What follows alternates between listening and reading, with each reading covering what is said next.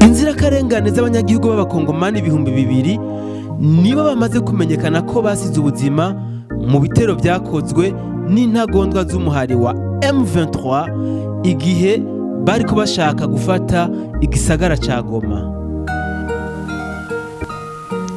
Oniyoyo ivuga ko abo bantu ari bake cyane yisunze amatohoza yakoze kw'ico gitero cyakozwe n'umuhari w'intagondwa za M23.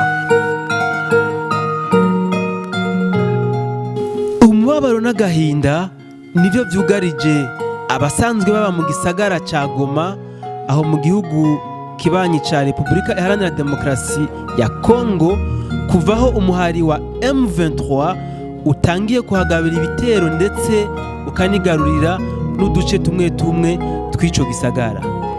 Reka ndabashimire cyane mwebwe bantu mwese mudahengeshanya kudukurikirana mu biganiro n'amakuru meza tubashikiriza umwanya ku mwanya hano kuri Akamu TV. Reka tubashimire vyimva mutima, murabizi ko twama tubaha ibintu bigezweho, ibintu atandi hano muzobikura atari ngaha kuri Akamu TV.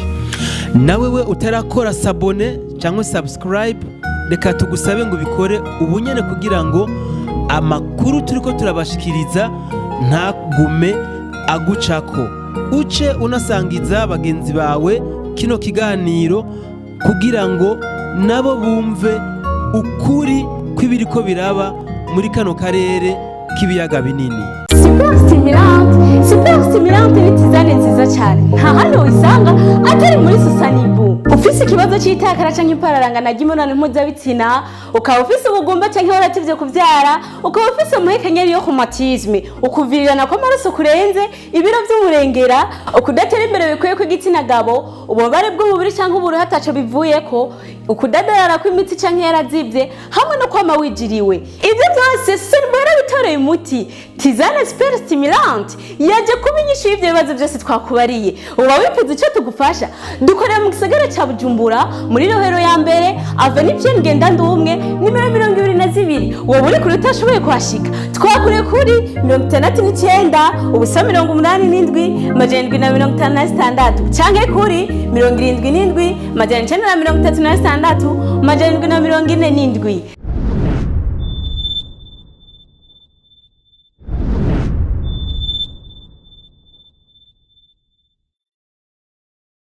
Ni kubera ko ibinyamakuru byinshi byo mu gihugu kibanyi cy'u Rwanda byatangaza ikibiriraho ibitero by'umuhari w'intagondwa za M23, ariko uyu munsi bakaba batariko baramenyesha ibiriko biraba muri kano kanya kandi ibitero bitahagaze.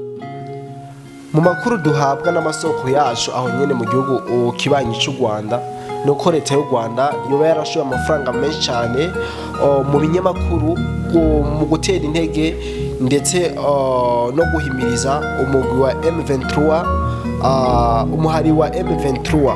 Nk'akarorero murabizi nk'ivyabaye Goma igihe umuhari M23 uhaye FARDC amasaha 48 yuko boba bishikanye ku kibuga benshi bazi nka Inte aho nyene mu gisagara ca Goma. Murabizi yuko amakuru agenda cyane cyane ku mwanya mu binyamakuru byo mu Rwanda bavuga ibicange biriya, ndetse byaboneka ko hari umunezero udasanzwe bari bafise, yari intsinzi idasanzwe bari bafise ku munsi kubona ndetse M23 yigaruriye agace ka Goma igakwiye mu minwe z'ingabo za FARDC. Biraboneka cyane mu gihe umugwi wa M23 uri kurigarurira ubuce bumwe muri Kongo, ibinyamakuru byo mu Rwanda bivyandika ku bwinshi, ariko mu gihe FARDC kirigarurira iri kisubiza ubuce muri bumwe yari yarazwe n'intagondwa za M23, abibone ko batavyishimiye ndetse atanahantu hamwe uzosanga bavyanditse. Ivyo rero biricwa vyerekana yuko baryoherwa cyane iyo M23 iri kirigarurira ubuce bwinshi cyane, igihe nayo bariko barayisogereza bayaka ubuce mbwo yari yarafashe. Ibinyamakuru byo mu Rwanda bitigera bivuga ko n'ikintu na kimwe. Iyo iri mu preve yerekana yuko ibinyamakuru byo mu Rwanda bishigikiye cyane cyane umutwe w'umuhari w'intagondwa M23. Nk'uko mwabyumvise mu ntangamarara y'ikiganiro cacu, imibiri y'abantu barenga ibihumbi 2 nibo bamaze kumenyekana ko basize ubuzima biturutse ku bitero byakozwe n'intagondwa za M23 mu gisagara ca Goma. Umugwi wo mu muryango utabara imbabare Croix Rouge niwo washoboye gushingura iyo mibiri ndetse banabashinguye mu binogo rusangi. Ni umubabaro mwinshi cyane rwose ku basanzwe baba mu gisagara ca Goma kubona batashoboye no guhabwa abantu b'iwabo ngo babashingurane iteka. Imibiri y'abantu basize ubuzima mu gisagara ca Goma irenga ibihumbi 2 nibo bashoboye gushingurwa n'umugwi wo mu muryango utabara imbabare Croix Rouge mu itongo ry'abapfuye iritiji Don Bosco hajya mu gisagara ca Goma. Nk'uko mwagiye mubibona ku mbuga zitandukanye, ni umubabaro n'agahinda vyugarije abanyagihugu bari hariya mu gisagara ca Goma. Inyuma yaho intagondwa z'umuhari M23 wigaruriye agace ka Goma, amabi yakomeje kuba menshi cyane muri ico gisagara ca Goma.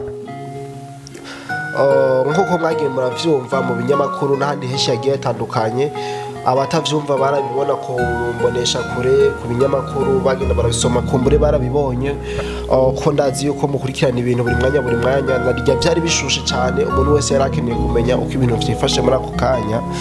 Nk'uko twabimenyeshejwe n'amasoko yacu ari mu gihugu ca Congo, M23 imaze kwigarurira agace ka Goma, amabi yabaye menshi cyane, mwarabibonye benshi ndakabigarukako, nko gushurashuza abakobwa ndetse n'abagore ku nguvu, ubusuma bukabije ndetse n'ubwicanyi bw'indengakamere, ndavuga bwa bwicanyi bumwe butagira izina, guhohotera abantu.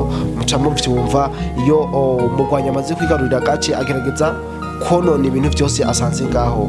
Imbere yo kurangiza ikiganiro ariko tugatubasezeranye yuko mu kiganiro kizokurikira tuzobazanira abagiye barashurashuzwa bagufashwe ku nguvu.